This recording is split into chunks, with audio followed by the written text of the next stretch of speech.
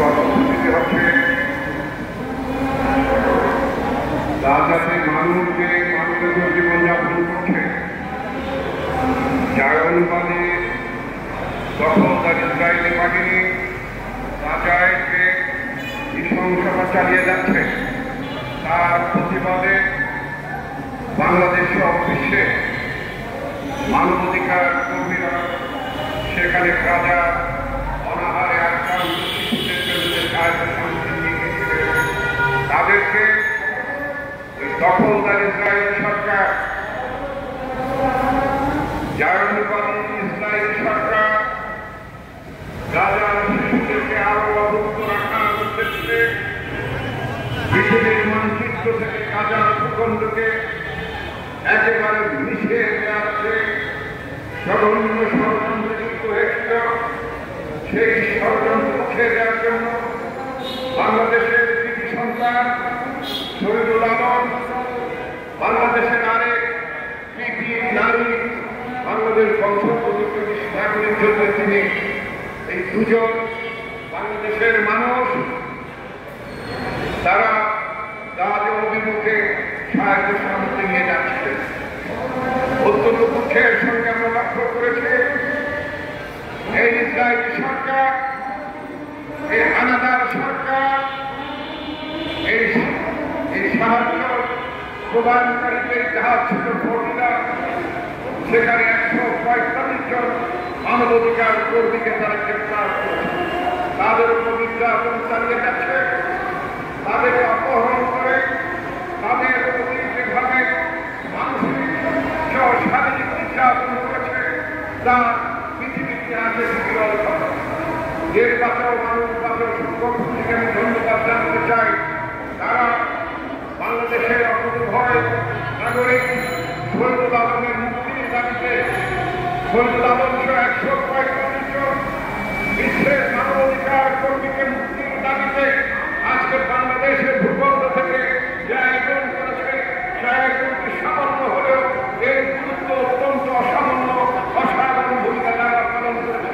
এই জন্য তাদেরকে আমি ধন্যবাদ জানাতে চাই। বন্ধুগণ, অত্যন্ত দুঃখের বিষয় বাংলাদেশ 90% বেশি মুসলমান ধর্মাবলম্বী রাষ্ট্র হওয়া সত্ত্বেও এই বাংলাদেশ থেকে যাদের শিশুদের ওপর নিপীড়ন নির্যাতন, যাদের মানুষের ওপর নিপীড়ন নির্যাতন হত্যাকারীদের প্রতিবাদে সারা বিশ্বে যেভাবে প্রতিবাদ গড়ে উঠেছে, সারা বিশ্বে শিক্ষিত জনগোষ্ঠী, সারা বিশ্বের ছাত্র সমাজ, সারা বিশ্বের নাগরিক সমাজ যেভাবে সংস্কার হয়েছে অত্যন্ত দুঃখের সঙ্গে লক্ষ্য করেছে। বাংলাদেশ থেকে কিন্তু আমরা সেইভাবে প্রতিবাদ আমরা দেখি।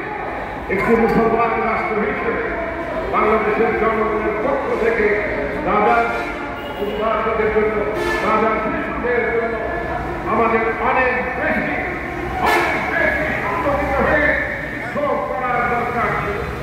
বন্ধুগণ, এই যে গত 15 বছর বা গত 17 বছর ধরে আমরা লক্ষ্য করেছি, আমরা যারা বাংলাদেশের নাগরিক আমাদের পাসপোর্টে এক সময় সরকারি তরফ থেকে বলা হতো যে দক্ষিণ আফ্রিকা এবং ইসরায়েলে ভ্রমণ নিষিদ্ধ। কিন্তু শেখ হাসিনা সরকার ক্ষমতায় আসার পর আমরা লক্ষ্য করেছি সেখানে অত্যন্ত রহস্যজনকভাবে তারা ইসরায়েলের নামকে পাসপোর্ট থেকে উঠিয়ে দিয়েছে। অর্থাৎ প্রকাশ করে আপনি ইসরায়েলে যেতে পারবেন, ইসরায়েলে ভ্রমণ করতে পারবেন। এই ইসরায়েলের প্রতি শেখ হাসিনা সরকারের একটি সহমতি ছিল। হাসিনা সরকারের সহমতি থাকার কারণে বাংলাদেশের পাসপোর্ট কর্তৃপক্ষ পাসপোর্ট ইসরায়েল ভ্রমণের কথাটি তারা বাদ দিয়ে দিয়েছিল। কারণ ছিল হাসিনা সরকারের মুরব্বী, হাসিনা সরকারের পৃষ্ঠপোষক ভারতের সাথে ইসরায়েলের একটা মহরম সম্পর্ক। আমরা জানি অর্থনৈতিক, বাণিজ্যে, সামরিক নানা ধরনের সম্পর্ক ইসরায়েলের সাথে ভারতের ছিল। সেই ভারতকে খুশি করার জন্য, শুধুমাত্র ভারতকে খুশি করার জন্য হাসিনা সরকার ইসরায়েলের ভ্রমণ নিষেধাজ্ঞার সম্পত্তি তারা তুলে দিয়েছিল। হাসিনা সরকার ক্ষমতায় নাই, এখন দেখছি অন্তর্বর্তীকালীন সরকার।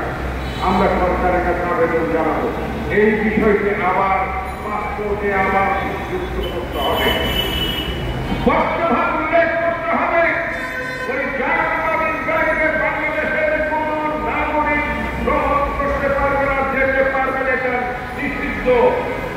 বাংলাদেশের জনগণ ইসরায়েলের সাথে যে সমস্ত রাষ্ট্র ধর্ম মহরমের সম্পর্ক করে তাদের কাছে বাংলাদেশের তরফ থেকে জানিয়ে দেওয়া উচিত, বাংলাদেশের মানুষের তাদেরকে বার্তা পৌঁছে দেওয়া উচিত যে ইসরায়েল সরকার যারা মানুষের প্রতি জুলুম করছে, যারা সভ্যতাকে তারা যেভাবে ধ্বংস করে দিয়েছে, প্যালেস্টাইনের স্বাধীনতাকে যারা স্বীকার করেছে, তাদের সাথে বাংলাদেশের কোনো সম্পর্ক নেই।